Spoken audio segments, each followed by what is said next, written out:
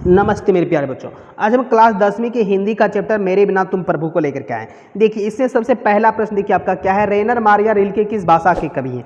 तो रेनर Maria Rilke German भाषा के कवि हैं। एक का आपका ए नंबर हो जाएगा, ठीक है। उसके बाद देखिए आपका दूसरा नंबर प्रश्न आता है, पाठ्य पुस्तक में संकलित रिल्के की कविता का हिंदी अनुवाद किसने किया था? तो हिंदी अनुवाद क्या था? धर्मवीर भारती। दो का आपका बी नंबर हो जाएगा, धर्मवीर भारती।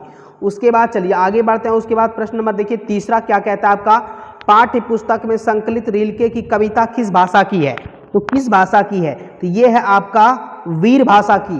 3 का बी नंबर, वीर भाषा की। उसके बाद चलिए आगे बढ़ना है। उसके बाद चौथा नंबर प्रश्न आता है, भगवान की कृपा दृष्टि कहाँ विश्राम करती है? तो ये विश्राम करता है कवियों के कपोलों पर। 4 का डी नंबर।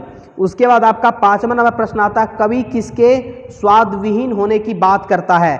तो ये बात करता है मदिरा का। 5 का डी नंबर, मदिरा का। चलिए आगे बढ़ते हैं। उसके बाद देखिए आपका नेक्स्ट प्रश्न आता है 6ठा नंबर, मेरे बिना तुम प्रभु के लेखक कौन है? तो मेरे बिना तुम प्रभु के लेखक है रेनर मारिया रिल्के। 6 का ए नंबर हो जाएगा। उसके बाद आपका 7वां नंबर प्रश्न है, रेनर मारिया रिल्के का जन्म कब हुआ था? तो रेनर मारिया रिल्के का जन्म हुआ था 4 दिसंबर 1875 ईस्वी को। 7 का सी नंबर हो जाएगा।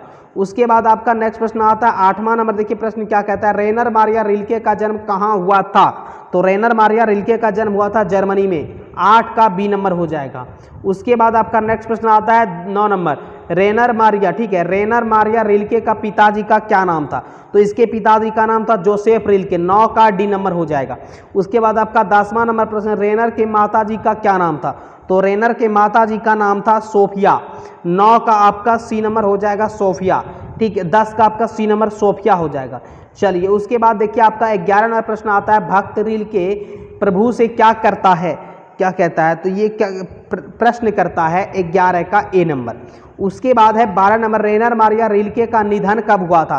तो रेनर मारिया रिल्के का निधन हुआ था 29 दिसंबर 1926 ईस्वी को, ठीक है। उसके बाद आपका नेक्स्ट प्रश्न आता है 13 नंबर, रिल्के की कहानी संग्रह है। तो रिल्के की कहानी संग्रह है tales of almighty, B number. उसके बाद आपका नेक्स्ट प्रश्न आता है 14 नंबर, रिल्के की कविता मेरे बिना तुम प्रभु।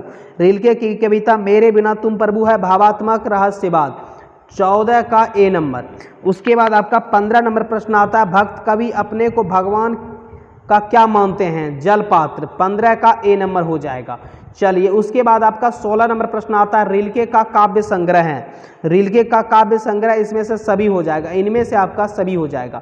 चलिए उसके बाद आपका 17 नंबर प्रश्न आता है, रिल्के का मुख्य उपन्यास है। तो रिल्के का मुख्य उपन्यास है द नोटबुक ऑफ माल्टे लॉर्डिस ब्रिज। 17 का बी नंबर। चलिए उसके बाद देखिए आपका 18वां नंबर प्रश्न आता है, शानदार लवादा किसका गिर जाएगा?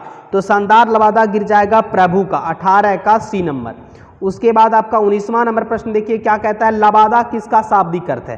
तो लवादा शाब्दिक अर्थ है चौगा का। 19 का ए नंबर।